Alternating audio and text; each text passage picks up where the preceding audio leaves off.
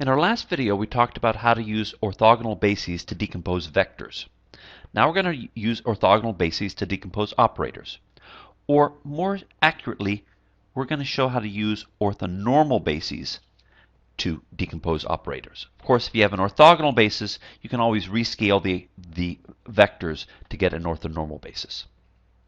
So, to give a sense of where we're going, let's first work with a really simple example, namely the standard n-dimensional space. You could use Rn just as well. I'm using Cn. With the standard inner product and the standard basis, namely E1, E2, E3, En, where E1 is 1, 0, 0, 0, 0, E2 is 0, 1, 0, 0, 0, and so on. And let's suppose we have an operator on V. So this is something that takes an n-dimensional column vector and spits out an n-dimensional column vector. And we have a name for these things. They're called n by n matrices. And we want to look at the entries of this matrix, say the ij entry of the matrix. Now, one way to think about that is that it's just the ith entry of the jth column. But we know that the jth column is exactly what you get when you apply A to ej. If you multiply a matrix times something with a 1 in just the jth slot, you just get the jth column. So we want the ith entry of that. But this is an orthonormal basis, so if you want to pick up the ith entry, you just take the inner product of ei with this. So if you take the inner product of ei with aej, that will give you the ij entry. And we call these things matrix elements because they are the things that show up in the matrix. Now, another thing to notice is if you take the outer product of ei with ej, you take the ket times the bra, you're multiplying a column with something in the ith, with a 1 in the ith entry by a row with a 1 in the jth entry, and you get a matrix with a 1 in the ij entry and a 0 everywhere else.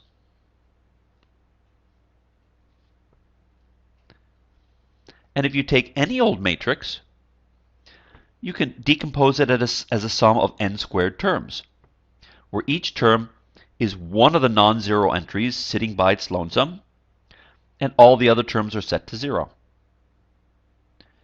And this matrix is a multiple of this matrix. In fact, it's aij times this matrix. So you can decompose any matrix as a linear combination of these outer products, and the coefficients are the entries of the matrix itself. In other words, these n squared possible outer products, there are n choices for what this term is, there are n choices for what this term is. These n squared matrices form a basis for the space of all n by n matrices, and the matrix elements are the coefficients. Okay, now let's switch to a general vector space. In a general vector space, we've got some n-dimensional vector space with some inner product, and we have an orthonormal basis, not just an orthogonal basis, an orthonormal basis. And we have some sort of operator. Well, whenever you apply L to a basis element and take the inner product of another basis element with that, that's called a matrix element. And we're going to look at the ij matrix element, which is the inner product of bi with L acting on bj. And I claim that by using these inner products, we're actually figuring out what are all the entries of the matrix that you get when you decompose L in the B basis. And you can use these entries to rebuild L itself, that L is a linear combination of these outer products where the coefficients are the matrix elements. So matrix elements have dual roles. They are the thing, actually they have triple roles. They're the things that you get when you apply L to a basis element and then take the inner product of another basis element with that. They're the actual entries of the matrix when you express L in the B basis. And they're the coefficients when you expand L in the space of operators. So why does that work? Well, it's really the same argument that we used for Cn.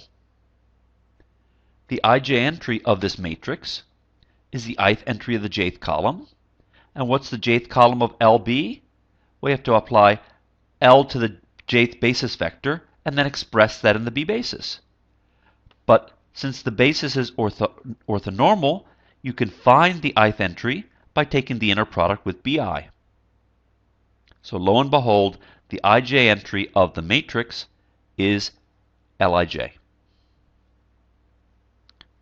As for the other result, this is a really slick application of the way that we decompose the identity. We wrote the identity as a sum of projection operators. This is the projection onto the ith basis vector. Add them all together and you get the identity. So if you have the operator L, that's the same thing as the identity followed by L followed by the identity. So we multiply it out. The sum over I of this projection is the identity. The sum over j of this projection is the identity. So this big mess is sum over I and j of this projection, L, this projection.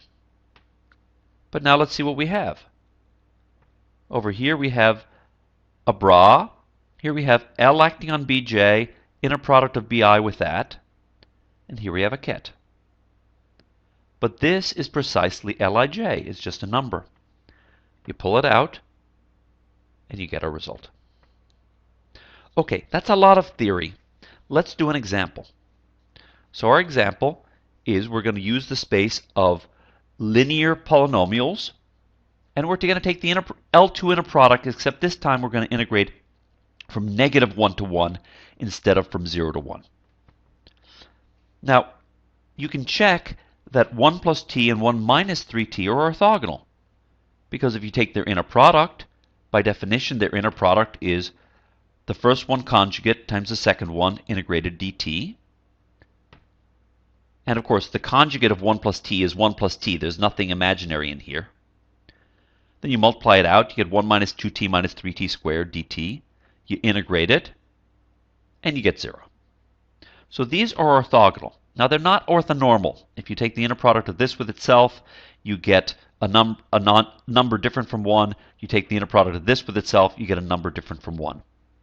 But if you scale them, if you multiply b1 by the square root of 3/8 and b2 by 1 over the square root of 8, then you do get things that are orthonormal. So we're going to work with the space of linear polynomials where we happen to pick this and this as our basis. Now, our operator is just the derivative. Takes a polynomial, takes its derivative, you got a new polynomial.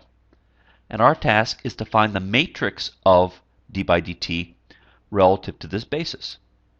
Now we know a way to do this. We could apply L to b1 and decompose the rest in the basis. Apply L to b2, decompose that in the basis, and that would give us the columns of our matrix. But that decomposing in a basis requires doing a bunch of row reduction, and we don't want to do that. So instead we use inner products. To get our 1, 1 matrix element, you apply L to b1 and take the inner product of b1 with that. Now the derivative of b1 is square root of 3/8. b1 is square root of 3/8 times 1 plus t. You take their inner product, so you have to integrate this times this dt, and that gives you 3/4. How do you compute L12? Well, you have to apply L to b2. You have to take the derivative of b2, and that gives you minus 3 over root 8, and take the inner product of b1 with that. So that's going to be the integral of this conjugate times this from -1 to 1. The minus 3 over 8 and the minus root 3 over 8, pull out, and you get this integral, and it comes out to minus 3 root 3 over 4. Likewise, you can compute L21 by applying L to b1. That gives root 3/8. Take the inner product of b2 with that. That's an integral. That's the answer. And L22, you get by applying L to b2. Take the inner product of b2 with that, and you happen to get minus 3/4. So by doing these calculations of the matrix elements, you get the matrix is given by 3/4 minus 3 root 3 over 4, root 3 over 4, and minus 3/4.